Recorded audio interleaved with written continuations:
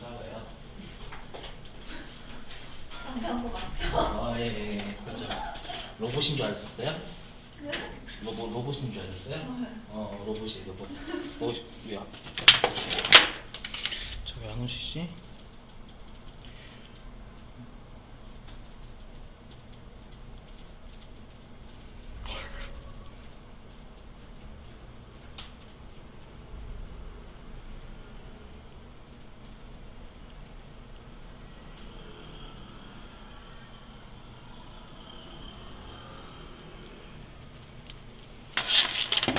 자, 보시죠. 해야죠, 열심히. 자, 여기 지급이자 송금물산입인데요. 여기는 실기가 하나가 나오는데 쉬워요. 솔직히 말씀 실기가 쉬워요. 그래서 제가 좀 여기 중요합니다라고 강조하는 부분만 잘 잡아주시면 돼요. 해보죠. 자, 여기는 지급이자 송금불산입은 뭐냐면 우리가 이자를 지급하면 그 이자 비용이잖아요. 그죠? 그 이자 비용을 여기에서 지급이자라고 부르는 거예요. 지급이자. 그래서 우리가 이자 비용은 원칙적으로 여러분 당연히 송금이에요. 맞죠? 업무와 관련돼서 일반적으로 쓰는 거잖아요. 네. 그래서 이자 비용은 원칙은 송금이고요. 다만 지급하는 요 네 가지 있죠? 지급하는 요 네 가지는 우리가 이자 비용을 송금으로 인정하지 않아요. 송금불산이.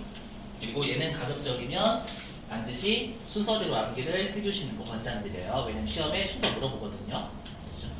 꼭 배워주시고 하나씩 해보죠. 쉬워요, 그죠 여러분? 보시면 첫 번째 채권자, 불분명 사채이자.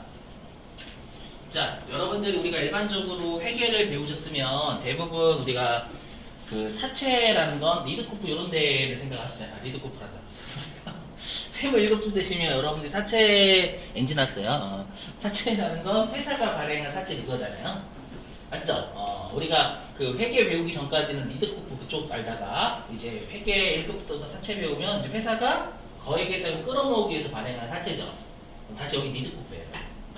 알죠? 그래서 우리가 드라마 같은 데 보면은 네, 그 있죠. 드라마 같은 데 보시면 우리가 사채업자 있죠. 맞죠? 내가 이자를 갚았는데 갑자기 원금이 더 늘어나. 좀 당황한 그 사채예요. 자, 보시면 여기.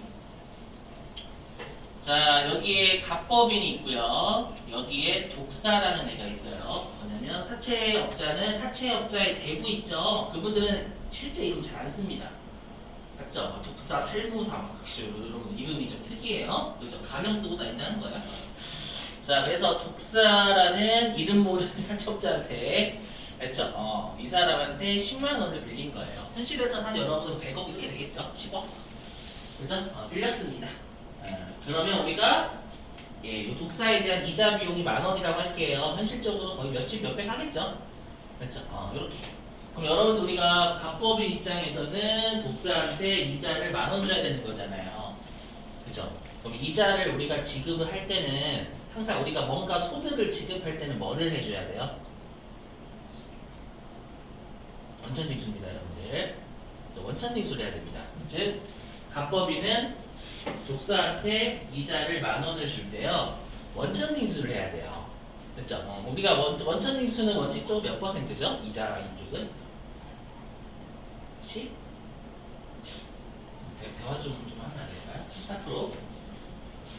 그렇죠? 그래서 이자 소득은 원칙이 14% 원천징수 하잖아요. 그렇죠? 그런데 우리가 중요한 게 뭐냐면 갑법인은 이자 비용 10,000원을 지급할 때 원천징수를 1,400원 해야 되거든요. 근데 우리가 원천징수를 하게 되면 누구를 알려줘야 되냐면 상대방 소득을 지급받는 자를 알려줘야 돼요. 그렇죠? 그래서 만약에 저희 학원에서 저한테 월급 준다라고 하면 저한테 월급 준다라고 김민국을 알려줘야 되잖아요. 그렇죠? 그러면 갑법인도 마찬가지로 이 10,000원에 대해서 원천징수를 한다라고 하면 상대방 독사를 알려줘야 돼요. 소득이 있는 사람 독사다라고 알려줘야 됩니다. 알려주면 문제점이 생겨요. 뭐냐면 이 사람은 소득이 정상적인 소득이에요? 아니면 남을 좀 불구로 만든 소득이에요? 재미없어요? 남을 불구로 만든 소득이죠. 말하죠. 칼하고 이렇게 나이프 이런 거 맞죠? 총? 그죠? 이런 걸로 해가지고 그냥 안 감니? 안 감혀? 나 생각이 있다 해가지고 갑자기 저기 물고문 고춧가루 해가지고 여러분 거의 고문 그죠? 그렇게 벌었을 거란 말이에요. 즉 정상적인 소득이 아니라 비정상적인 소득으로 벌었을 거란 말이에요. 그죠? 그렇기 때문에 이 독사라는 사실을 이 밥법인이 알려주게 되면은 자금 출처 세무조사가 나가요. 독사한테. 그 자금이 어디서 났냐라는 거, 돈 빌려준 거. 그죠? 그럼 여러 사람 찔렀겠죠, 여러분들. 그죠? 그렇게 비정상적인 소득으로 벌었기 때문에 이 밥법인은 우리가 독사한테 이자를 빌릴 때 밥법인이 그렇게 독사가 그러는 거예요. 이순신 장군의 유명한 명언 아시죠, 여러분들? 돌아가실 때 나의 죽음을 알리지 말고 있잖아요. 그 패러디 하는 거예요. 나의 이름을 밝히지 마. 그죠? 좀 의미가 다르죠? 그죠? 나의 이름을 밝히지 마. 나의 이름을 밝히면 널 죽여버리겠다 하면서 막 이거 있잖아. 영화에서 보셨던 거 이렇게 딱 빌릴 때 여기 딱 있으면 여기 쌍칼 딱 꼽아요. 다트 꼽듯이 그죠? 그렇게 저러는데 알았지? 이렇게 알지? 너 이렇게 된단다. 이해되시겠어요? 그렇기 때문에 원천인수를 아마 못할 거예요. 맞죠? 원천인수를 했다가는 얘 독사라는 사실이 드러나고 그러면 죽어요. 그죠? 그래서 밥법인이 얘한테 이자를 준다라는 사실을 안 밝히는 겁니다. 이해되세요? 그러면 우리가 세무서 입장에 안 밝히네? 그래. 그럼 인정? 이렇게 할까요? 안 그러겠죠, 여러분들. 안 밝히면 어떻게 하냐면 우리가 세무서 입장에서 원칙적으로 14%만 세금을 걷어야 되지만 알죠? 소득세에서 아마 여러분들 비실명 이자 소득은 42%의 원천인수세율이 있다라고 배웠을 거예요. 그래서 어떻게 하냐면 이 밥법인한테 이 만 원 있잖아요. 요 만 원에 우리가 42%에다가요. 지방소득세까지 하면 대략 한 46.2%가 돼요. 이거를 세금을 뜯어버려요. 이거 안 밝혔으니까. 아시죠? 그래서 최고 세율로 원천징수 해버릴 거니까 밝히라는 거예요. 안 밝히면 네가 어떻게 됐는지 필요 없다라는 거예요. 이해되시겠어요? 그래서 세무서 입장에서는 이렇게 높은 세율로 세금을 내기 싫으면 밝히라는 거예요. 그렇죠? 자, 그러면 보실게요. 보시면 장부에서는 이자 비용이 10,000원 발생했으니까 차변에 이자 비용 10,000원 잡을 거고요. 그 다음에 실제로 이 10,000원 중에 얘를 원천징수했다라고 하면 얘한테 5,380원 주겠죠? 아니, 현실 무시하시고 현실에서 여러분 다 주겠지 이자. 맞죠? 다 주겠죠. 무시하시고 FM대로 할게요. 5,380원. 그러면 이 5,380원의 이자는 우리가 상대방을 밝히지 못한 이자고 그쵸? 나머지 4,620원 요거는 예수금 처리할 거잖아요, 장부에서. 그쵸? 그 세법은 이렇게 상대방을 밝히지 못하는 이자 비용 10,000원을 전부 다 부당한 유출로 해석해서 저희 송금을 다시 들어가요. 이해되세요? 그럼 세법은 여기가 사유 유출이 되겠죠, 여러분들? 전에 송금으로 인정하지 않는 게 부당한 유출입니다. 그죠? 그 세법상 관계는 이렇게 될 겁니다. 여기 사유 유출이 되겠죠, 여러분들? 이해되시겠어요? 자, 그러면 유념하실 게 하나가 있어요. 뭘 유념하셔야 되냐면 이거 여러분 원래는 우리가 소득자를 상대방 귀속자를 밝히지 못하면 우리 원칙이 뭐로 때려버리죠? 사유출 중에서도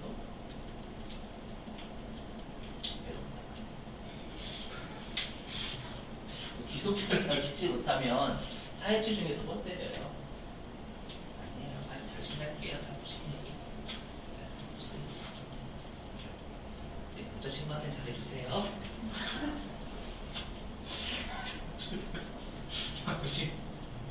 자, 그래서 여기 뭐냐면 우리가 귀속자를 밝히지 못하는 6,380원 있잖아요. 요거는 상여죠. 우리 대표자에 대한 상여. 이렇게 되고요. 근데 우리가 원천징수세액은 누구한테 귀속이 됐어요? 국가한테 귀속이 됐죠. 세무서가 국가잖아요. 뭐로 해야 될까? 사유출 중에서. 기타 사유출 해야 되겠죠. 그래서 시험에 채권자 불분명 사채이자를 회사가 비용 처리했다라고 하면 우리가 원천징수분은 국가가 귀속자니까 기타세율 나머지만 상여로 때리시면 되는데 이 결론이에요. 근데 지금 제가 한번 FM이죠. FM 원칙 따라가는 거고요. 시험에 이럴 수도 있어요. 원천 징수세액은 없다라고 가정한다. 라고 하면 각 3점 때리시면 된다는 얘기예요. 아셨죠? 그래서 문제에서 원천 징수세액이 있냐 없냐에 따라서 여러분들 기타 세율줄이 없을 수도 있는 거예요. 됐죠? 우리 시험이니까. 자, 넘어갈게요. 넘어가요. 자, 그 다음에 여러분들 아까 이거 있었죠? 이거는 바로 말로 떼울게요. 뭐냐면 여기 비실명 채권증권의 이자 있잖아요. 이건 뭐냐면 들어보실게. 이제 이분은 돌아가셨으니까 예전에 29만 원까지 장을 좀 많이 쳤었는데 29만 원 떠오르신 분 있죠, 여러분들? 29만 원. 누구? 전두 본인은 29만 원밖에 없어. 죄송해요. 그죠? 그분 돌아가죠. 그죠? 그분에 대한 얘기입니다. 알겠죠? 이건 지금부터 말씀드리는 거 전 진보가 아닌 거 오해하지 마요. 우리 전두환 감히 각하를 까다니는 쓰레기 같은 거. 아니에요. 저 진보랑 보수 아닌데 중도. 자, 뭐냐면 여기에서의 채권증권은 우리가 사채 쪽이에요. 사채 쪽. 우리가 알고 있는 개인 사채 말고요. 회계에서의 사채.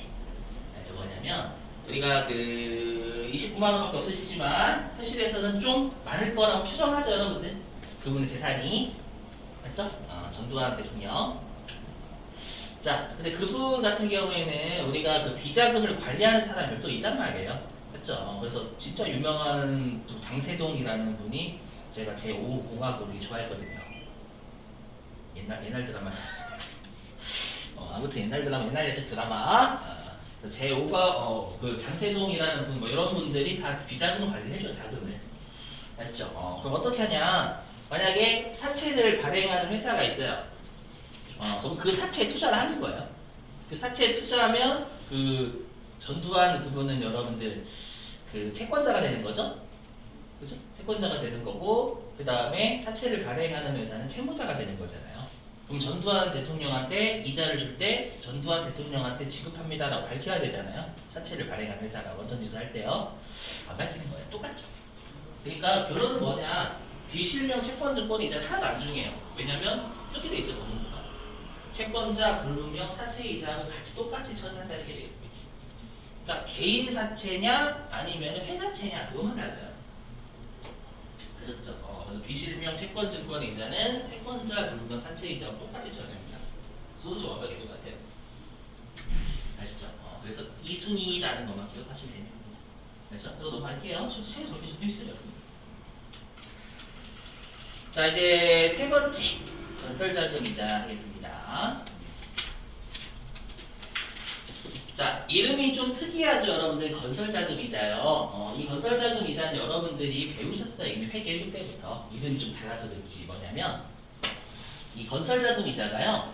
건설에 소요되는 자금을 내가 빌리잖아요.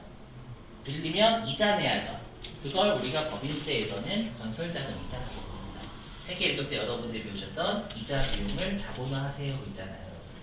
아시죠? 그걸 이렇게 건설자금이자라고 불러요. 법인세는요. 아시죠? 그러니까 건물에 건설하는데 우리가 소요된 자금을 빌렸고 거기에 대한 이자 비용 내는 거 있잖아요. 이겁니다. 자, 근데 여러분들이 아마 회계에서는 어떻게 배우셨냐면 우리가 원칙은 이자 비용이라는 비용 처리하지만 예외적으로 자산으로 처리할 수도 있다. 이렇게 배우셨잖아요. 근데 법인세 좀 달라요. 보시면. 자, 법인세는 일단 요거 위는 보지 마시고 요게 중요해요. 여기. 뭐냐면 법인세는 특정 차입금과 일반 차입금으로 구분을 합니다. 특정 차입금 먼저 설명드리면 말 그대로요. 회사가 돈을 빌린 거 있잖아요. 돈을 빌린 목적이 딱 해당 건물을 취득하기 위해서 빌린 거예요. 그러니까 유형자산을 우리가 취득하기 위해서 빌린 게 명확한 차입금을 특정 차입금이라고 불러요. 아셨죠? 그리고 일반 차입금 그냥 특정 차입금이 아닌 일반적인 차입금을 일반 차입금이라고 부릅니다.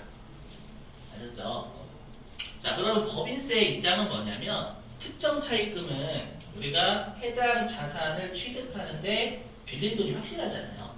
확실하니까 그 이자는 이자 비용이 아니라 자산이 돼야지 강제예요. 그래서 선택이 아니면 절대. 아셨죠? 우리 회계는 여기 원가 산입은 자산이란 얘기고 기간 비용은 이자 비용이란 얘기입니다. 그래서 우리가 회계를 배우셨을 때는 비용이나 자산 둘 중 선택한다 이렇게 배우셨을 거예요. 근데 법인세는 특정 차입금은 자산 강제고요. 일반 차입금은 둘 중에 선택입니다. 회계 따라합니다. 회계 따라. 우리 시험에는 낼 수 있는 건 특정 차입금밖에 없어요. 되시겠어요? 그 시험에서는 특정 차입금밖에 내지 않습니다. 왜냐하면 회사가 비용 처리해야 돼요. 근데 일반 차입금은 둘 중에 선택할 수 있잖아요. 그렇기 때문에 특정 차입금을 내야지만 세무조정이 나오거든요. 이해되시겠어요? 자, 넘어갈게요. 넘어가요? 그렇죠? 왜 끝이에요? 자, 우리한테 중요한 건 여기 업무, 무관, 자산에 대한 이자입니다. 얘가 이제 실기에 나오는 거예요. 실기. 그렇죠? 나머지 아까 했던 세 가지를 들러리로. 자, 보시죠. 업무, 무관, 자산이자. 자, 보시면 우리 회사가 총 4개의 차입금이 있대요. 자, 이 4개의 차입금 어떻게 되냐면 여기 자, 차입금이 만원, 총 4개가 있고요. 그 다음에 첫 번째 만원은 이자율이 40%고요. 여기에 이자 비용은 4,000원이 되겠죠, 곱하면. 그죠? 요거는 채권자 묘부명 사채에 대한 이자랍니다, 여러분들. 자, 그리고 두 번째 빌린 만원은 이자율이 30%고요. 얘는 아까 했던 특정 차입금, 건설에 소요되는 자금에 대한 이자, 특정 차입금 이자랍니다. 그렇죠?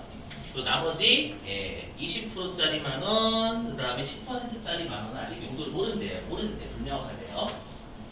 되셨어요? 회사는 업무와 무관한 자산, 별장 같은 게 되겠죠. 걔를 4,000원짜리를 가지고 있다라고 가정해 보겠습니다. 자, 그럼 이제 세무조정 어떻게 하냐? 자, 일단 우리 4,000원 같은 경우에는 채권자 무르면 사채 이자니까 전에 송금불산입이죠, 여러분들. 그렇죠? 송금불산입이고 얘 같은 경우에는 원천 진수된 건 기타 사유출. 원천 진수 제외분 나머지는 대표자산이요. 송금불산입 사유출이고 문제에서 분명히 줘요. 그렇죠? 그래서 FM대로 하면 46.2%는 국가대 한 거니까 기타 사유출이고 나머지는 상해가 되겠죠, 여러분들. 시험에 나오는 대로 하시면 돼요. 지금 여기 FM이고요. 자, 그 다음에 건설자금이자. 자, 회사가 이 3,000원의 이자 비용을 비용 처리했대요. 그때 세법은 특정 차입금 이자가 자산 강제잖아요. 그럼 소득처분 세무조정 있나요? 세법은 자산 대환되잖아요. 장부는 비용 처리했다 이렇게 줄 거예요. 뭐 어떤 세무조정 나와요, 여러분?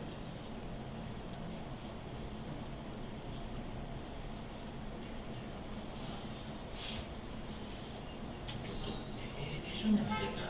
어려워요. 장부는 비용 처리했는데 세법은 자산입자잖아요. 정책임자가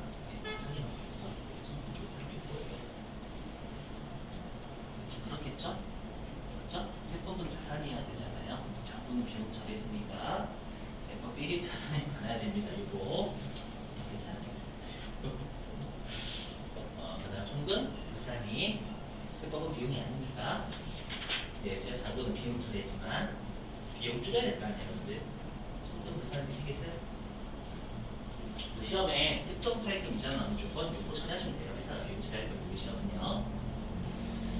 자, 그 다음에 세 번째 업무, 무관, 자산, 이자. 여기가 중요해요. 잘 보실게요. 보시면 자, 그럼 우리가 회사가 업무, 무관, 자산을 4,000원 가지고 있잖아요. 여러분들. 그죠? 그럼 업무, 무관, 자산이 별장이라고 하면 회사가 별장을 회사 돈 가지고 사요? 아니면 차입금 가지고 사요? 알아요? 몰라요? 몰라요. 어떻게 알아요? 맞죠? 이게 회사가 돈이 넘쳐 흘려가지고 별장을 살 수 있는 거고 아니면 돈을 빌려가지고 살 수도 있는 거잖아요. 여기까지 되셨어요? 근데 세법은 이걸 업무무관 자산 자체를 가지고 있는 게 너무 꼴보기 싫은 거야. 제재를 하고 싶어요. 그래서 어떻게 하냐면 얘를 무조건 차입금 가지고 업무무관 자산을 샀다라고 무조건 강제를 해버립니다. 아시죠? 그러면 그 업무무관 자산을 우리가 차입금 가지고 샀다라고 가정을 하면 그 업무무관 자산과 관련된 이자를 낸다고 전제할 거 아니에요, 여러분들? 그죠? 그 이자 비용은 업무무관 이자 비용으로 보는 거예요. 이렇게 생각하는 겁니다. 이해되세요? 이렇게 생각하는 거예요, 네가. 네. 차입금 있잖아요. 우리가 차입금 가지고 업무무관 자산을 무조건 샀다라고 보는 거예요. 그렇죠? 그러면 차입금을 가지고 업무무관 자산을 샀으면 이렇게 해석하는 겁니다. 네가 이 업무무관 자산을 가지고 있지 않았다면 네가 차입금에 대한 이자를 갚을 수 있었겠죠, 여러분들? 맞죠? 차입금에 대한 이자를 갚을 수 있었는데 업무무관 자산을 가지고 있어가지고 요거에 대한 이자 비용을 내는 건 그건 업무무관 이자 비용이니까 그의 이자 비용을 부인하겠다라는 겁니다. 되시겠어요? 이렇게. 자, 그럼 우리가 업무무관 자산 취득에 사용할 수 있는 차입금이 총 4만 원이잖아요. 이렇게 강제를 하게 되면. 그죠? 근데 업무무관 자산 취득 4,000원짜리 취득하는데 우리가 차입금이 4만 원이라고 할 수가 없어요. 왜 할 수가 없냐면 이미 여기 있는 10,000원짜리 차입금 있잖아요. 40%요. 얘 이미 여기 송금불산이 4,000원으로 투자했어요. 부인했죠. 그 다음에 요 두 번째 차입금 10,000원 30% 있죠. 얘도 우리가 특정 차입금 이자니까 송금불산 6으로 부인했어요. 다시 이 차입금 10,000원 두 개 있잖아요. 선순위로 부인된 거예요. 선순위로 부인된 이 10,000원 차입금 20,000원 두 개 있죠. 얘를 다시 이 차입금 가지고 업무무관 자산을 샀다라고 하면 이건 이중제죠. 이중제. 그죠? 그래서 뭐라고 하냐면 선순위로 부인된 차입금과 이자 비용은 우리가 업무무관 자산 취득에 사용된 차입금을 보지 않는다 이렇게 돼 있어요. 그래서 당연한 논리잖아. 여기랑 얘는 안 보겠다라는 선순위 부인됐으니까 이해되시겠어요? 물론 컴퓨터가 알아서 보여줘요. 자, 보시면 그럼 우리가 자 여기 그럼 우리가 지금 부인 대상 이자 비용은 10,000원이 아니죠. 이미 선순위로 7,000원의 이자 비용 부인됐잖아요. 맞죠? 그러면 우리가 이 업무무관 자산 관련된 이자는 3,000원으로 볼 수밖에 없겠죠. 되시겠어요? 그래서 여기 3,000원 대신 이자 비용, 부인 대상 이자 비용 선순위로 부인된 거 빼고 곱하기 이 3,000원의 이자 비용은 어떤 차입금 때문에 발생하는 거냐? 이 두 가지 차입금 20,000원 때문에 발생하는 거잖아요. 그죠? 그래서 20,000원 이게 이 앞에 있는 이자 비용의 총 차입금에 대한 거죠. 그리고 분자에 4,000원 이렇게 업무무관 자산이 오는 거예요. 즉 우리가 차입금 20,000원 가지고 업무무관 자산 4,000원을 주고 샀다 라고 보는 거니까 20%만큼의 이자 비용 부인하는 거예요. 이게 되시겠어요? 이게 다 실기에 녹아져 있어요, 여러분들. 오케이? 이렇게 하면 우리가 600원이 나와요. 600원. 조심하실 건 여기가 여기가 25,000원이 될 수가 없어요. 물론 컴퓨터 계산해 주는데 20,000원짜리 여러분들 이 차입금이 20,000원 있는데 이 20,000원짜리 차입금 가지고 30,000원짜리 별장 샀다라고 어거지 놈이잖아요. 맞죠? 차입금이 20,000원이면 최대 20,000원까지밖에 우리가 업무무관 자산을 취득하지 못하겠죠. 이해되시겠나요? 그래서 뭐라고 되어 있냐면 이렇게 되어 있어요. 우리가 분자가 분모를 초과하면 1로 본다 이렇게 되어 있습니다. 분자가 분모를 초과하면 1로 본다. 논리상 당연히 차입금이 20,000원이면 차입금 가지고 취득하시면 업무무관 자산 20,000원까지 빠져야죠. 자, 그러면 얘는 중요한 게 뭐냐? 세무 조정이 되게 웃깁니다. 자, 일단 600원 송금 불산입이 돼야 될 거 아니에요. 이제 여기 송금 불산입 업무노가 자산이자 600원. 여기까지 되셨죠? 그죠? 근데 얘가 만약에 이 업무노가 자산이 대표이사 별장에 대한 거예요. 대표이사 별장이래요. 대표이사 별장이면 여기 소득처럼 뭐일 것 같나요? 여러분? 상해가 되잖아요. 그죠? 근데 되게 중요해. 그죠? 기타 사유출이죠. 기타 사유출이라는 건 상대방 귀속자한테 소득세 안 때리는 거잖아요, 여러분. 그죠? 자, 일단 외우시고 설명할게요. 왜 그런지. 자, 이 업무무관 자산 4,000원 있죠? 이 업무무관 자산은요, 실제로 세법에서 어떻게 사는지 몰라요. 자기 돈 가지고 살 수 있죠? 그럼 자기 돈 가지고 사면 이자 비용 부인할 돈 없어요? 하나도 없어요. 맞죠? 그냥 하나도 자기 돈 남아도 나서 살면 차익금이 없을 거 아니에요, 여러분들. 그렇죠? 그럼 부인 대상 이자 비용이 없어요. 되셨죠? 근데 무조건 세법에서 이 업무무관 자산 가지고 있는 게 너무 꼴보기 싫으니까 얘를 차익금으로 업무무관 자산을 삭감하고 무조건 그렇게 전제 깔아버렸죠. 제재를 하기 위해서. 이미 제재 한 번을 때린 거예요. 여기서 한 번 때렸으니까 또 우리가 기타 세입출이 아닌 나머지 뭐 배당, 상여, 기타 손으로 때리게 되면 이건 이중제죠. 이해되시겠어요? 그래서 여기에서 이미 비현실적인 가정을 했잖아요. 무조건 업무무관 자산을 차익금 가지고 취득했다고 봤습니다. 그렇죠? 요걸로 이미 우리가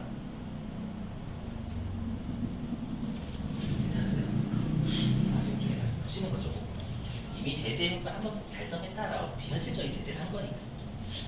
그래서 조심하셔야 되고 시험에 상해 나오면 진짜 잘 나가요. 아시죠? 조심. 넘어갈게요. 입줄은 네, 다 하고 싶게요. 힘내시고 제 얼굴 봐서 힘내요. 좋아지고. 네. 오케이. 네, 웃음이 그래 너희 얼굴 보이네. 자, 그럼 공식입니다. 여기 자, 공식. 이 공식이 그대로 녹아져 있어요. 실제로 제가 계속 말씀드리지만. 자, 그럼 업무무관 자산 지금 우리가 600원이었잖아요. 이거 어떻게 하냐면, 자, 일단 이자 비용 곱하기 약간 차익금이었죠, 분모가. 그리고 분자가 업무무관 자산이었죠. 그죠? 근데 갑자기 뜬금없이 여기에 가지급금이 나옵니다. 혹시 여러분 가지급금은 좀 했었죠? 우리 세법에서 가지급금이 뭐래요? 좀 이따 띄우겠지만 세법에서는 가지급금이 업무와 무관하게 특수관계자한테 빌려준 금액을 가지급금이라고 합니다. 맞죠? 네. 그러면 우리가 특수관계자한테 업무와 무관하게 빌려준 금액은 업무무관 자산이 아니에요. 맞죠? 특수관계자한테 업무와 무관하게 대여해준 거니까 대여금 자산이잖아요. 이해되세요? 그래서 가지급금도 업무무관 자산인 거 맞아요. 대여금이 업무무관 대여금. 되셨죠? 근데 가지급금은 갑자기 별도로 또 띄워놓죠. 나중에 실기할 때 여러분들은 업무무관 자산과 가지급금을 별도로 입력을 하셔야 되거든요. 그렇죠? 왜 그런지 설명을 할게요. 이유는 중요하지 않아요. 자, 업무무관 자산은 이 동네에서만 제재합니다. 이 동네에서만 제재하는데 가지급금은 나중에 또 다른 동네에서 한 번 더 제재를 해요. 가지급금은. 그리고 또 다른 동네 12장에서 묘실이 될 거예요. 그렇죠? 그래서 두 번의 제재를 하기 때문에 별도로 띄워놓는 겁니다. 이유고, 우리한테 이유가 중요하지 않죠, 여러분들? 되셨어요? 자, 근데 여기에 뭘 쓰냐면 적수라는 개념을 씁니다. 이 적수라는 개념이 뭔지 설명 좀 할게요, 여러분들. 자, 적수가 뭔지 설명을 좀 드리면, 해보실게요, 여러분. 적수가 뭔지 설명 좀 드리면, 여러분들 간주임대료 배우셨죠? 간주임대료. 간주임대료는 보증금 받은 걸 우리가 정기예금 통장에 넣었을 경우 발생할 이자를 임대료처럼 간주하는 거잖아요.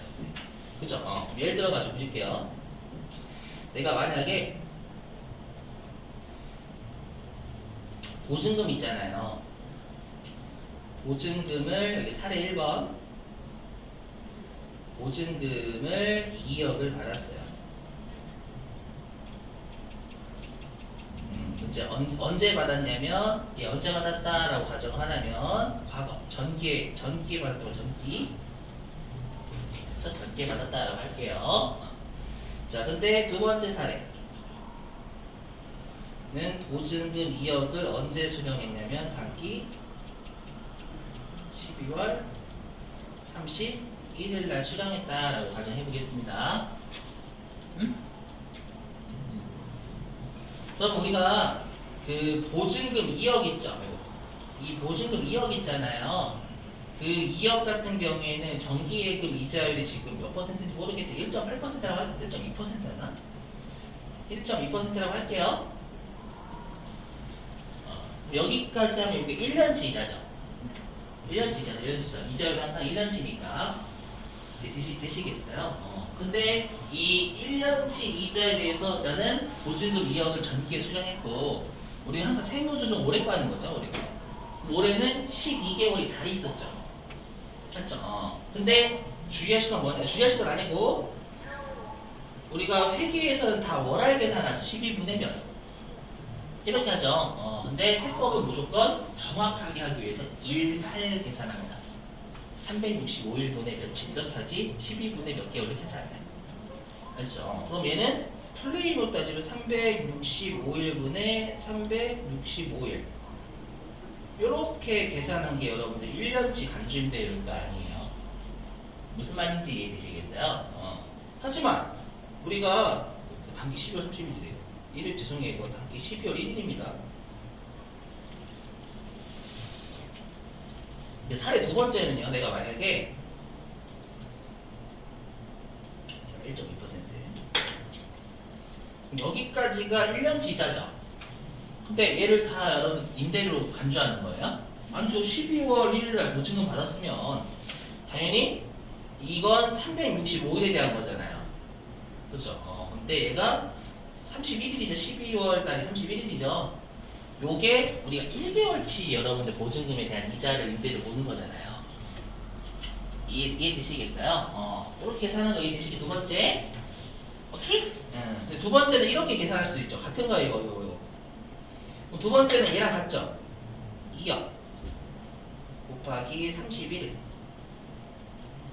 곱하기 1.2 곱하기 365분의 1 이거랑 얘랑 같은 거 이해되시겠어요? 같은 거죠 여러분들? 요거랑 요거 같은 거잖아요. 이거 좀 다르다라고 하면 여러분 산수가 아닌 거죠 이거. 맞죠? 그래서 우리가 뭐라고 하냐면 2억 곱하기 31일 있죠. 2억이 31일 동안 있었던 거잖아요 여러분들. 맞죠? 그래서 얘를 뭐라고 하냐 우리가 보증금의 적수라고 불러요. 해당 보증금이 누적되어 있는 적수.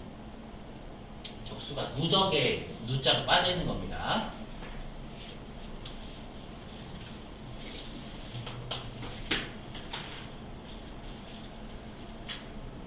되셨죠? 근데 지금은 이게 이 2억이 업무무관 자산이라고 하면 이게 업무무관 자산 적수가 되는 거예요.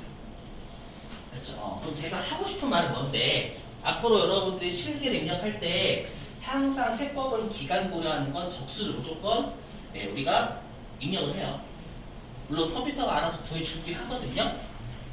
아시죠? 그래서 여러분들이 아셔야 될 건 뭐냐면 그러니까 여러분들이 적수라는 개념은 그냥 세법에서 기간을 고려할 때 적수라는 개념을 쓴다. 이게 첫 번째 외우시 사항. 맞죠? 그리고 두 번째 사항은 뭐냐면 이 적수 자체는 세법상 금액을 구하기 위한 요소에 불과해요. 무슨 말 하고 싶은 거냐? 여러분 우리가 세무 조정은 세법하고 장부의 차이를 하는 거예요. 세법의 차이만 하는 거예요. 세법과 장부의 차이라는 거지 세법만의 금액을 세무 조정하는 게 아니에요. 그 말은 우리가 요거에다가 장부와의 차이를 세무정해야 되니까 적수 자체를 절대 세무정하시는 거 아니에요. 항상 적수는 세법의 금액만 구하기 위한 요소예요. 아시죠? 이 적수를 제가 열심히 설명드리면 거의 1시간 넘게 설명해야 돼요. 근데 컴퓨터 알아서 구해준다는 말이에요. 아시죠? 그래서 여러분들은 그럼 적수는 컴퓨터 알아서 구해주고 아시죠? 적수 자체를 세무조정하지는 않는다 이렇게 외워주시면 됩니다. 아시죠?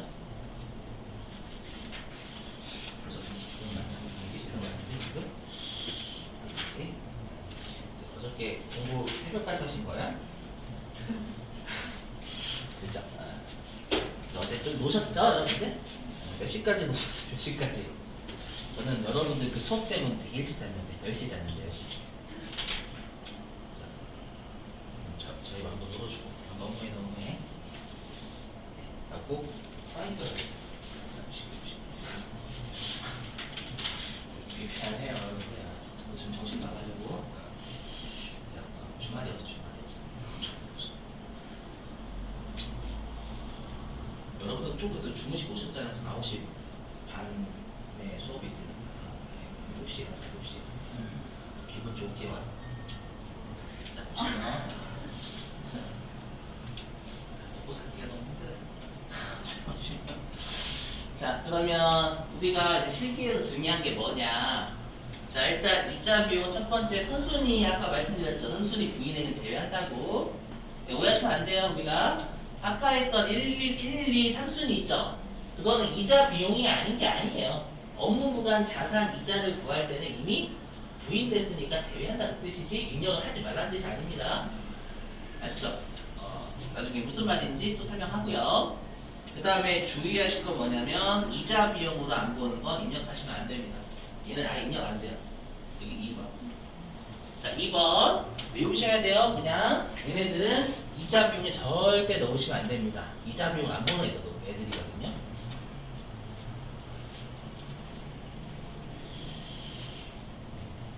해보죠. 자, 여러분들 상업어음 할인료는 뭐냐면 상업어음 할인료요. 우리가 어음에 할인할 때 여러분들 매각거래 배우셨죠? 매각거래요. 맞죠? 우리가 매각거래가 어음 만기 전에 여러분들 어음을 또 파는 거잖아요. 맞죠? 그때 우리가 할인료 계정권 뭐로 처리하죠?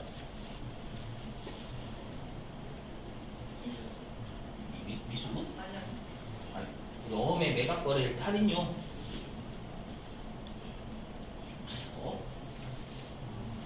매출채권 처분손실로 처리하지 않나요? 그렇죠, 그렇죠. 매출채권 처분손실은 이자 비용이 아니에요. 그래서 아닌 거야. 그죠? 이게 정답. 자, 그 다음에 운용 리스료 뭐냐면, 여러분들 우리가 어저께도 했었는데, 우리가 리스에는 두 가지가 있어요. 뭐가 있냐면, 우리가 리스라는 게 그 차 같은 거 여러분들 우리가 새로 사고 싶은데 지금 당장 돈 없어가지고 우리가 새로 그 리스 회사가 사주고 그걸 내가 이제 빌려 쓰는 거라고 했잖아요, 여러분들. 그쵸?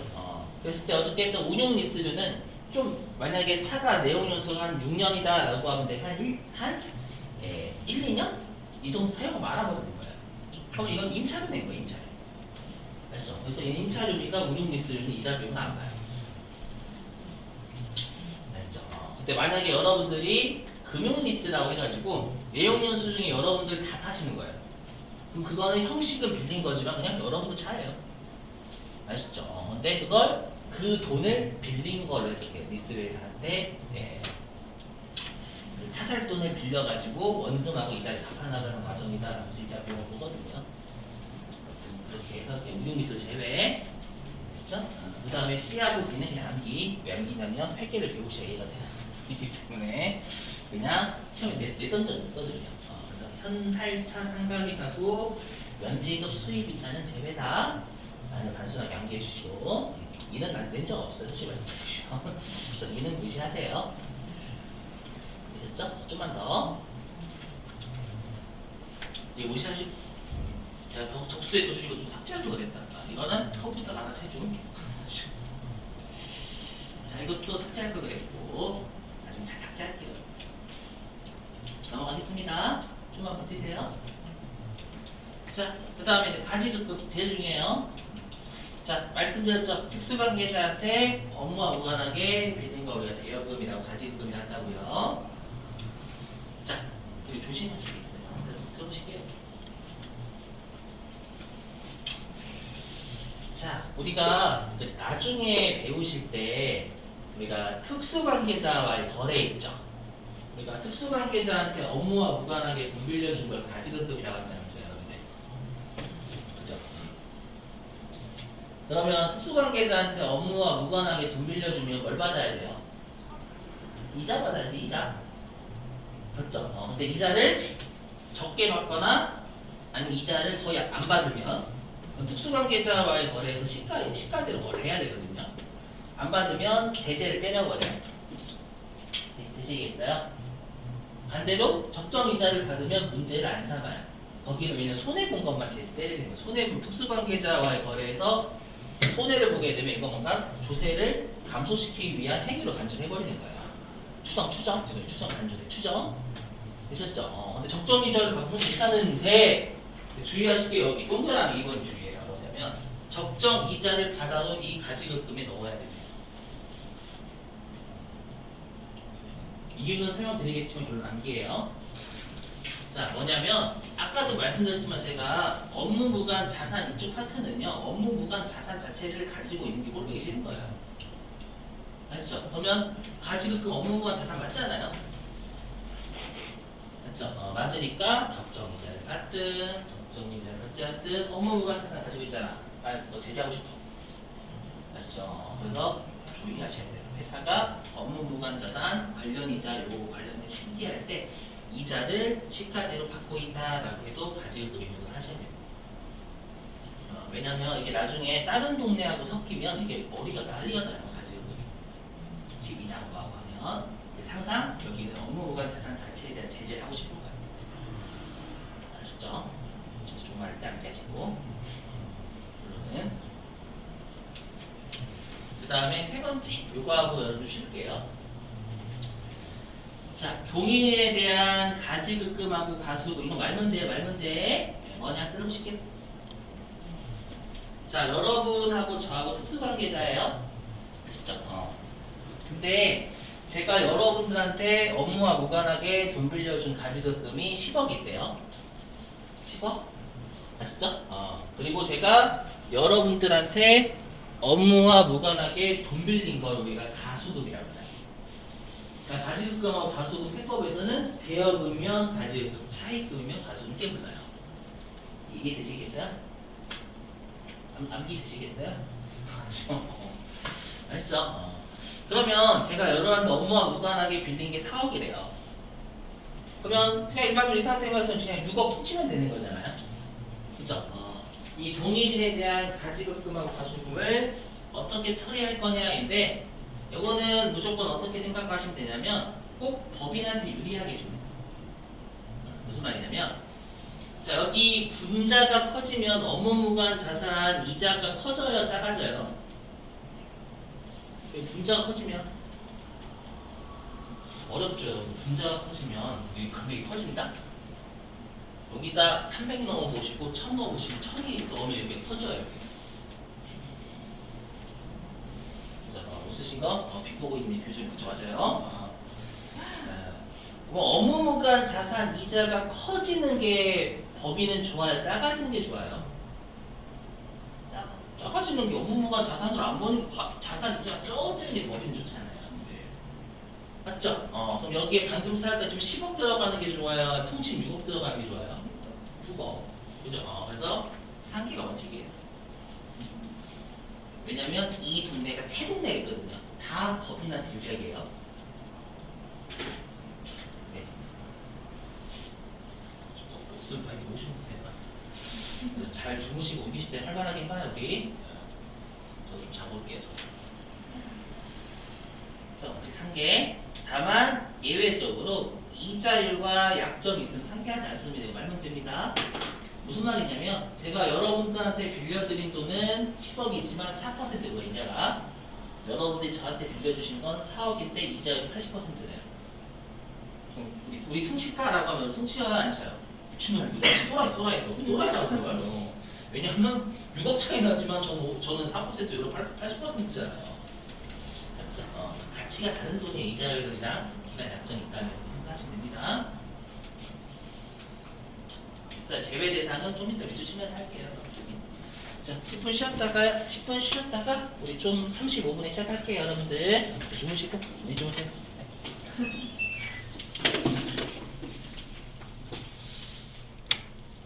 불 좀 꺼드릴까요? 자, 네, 여러분들. 자, 주무시고 수면 음악 틀어드릴게요.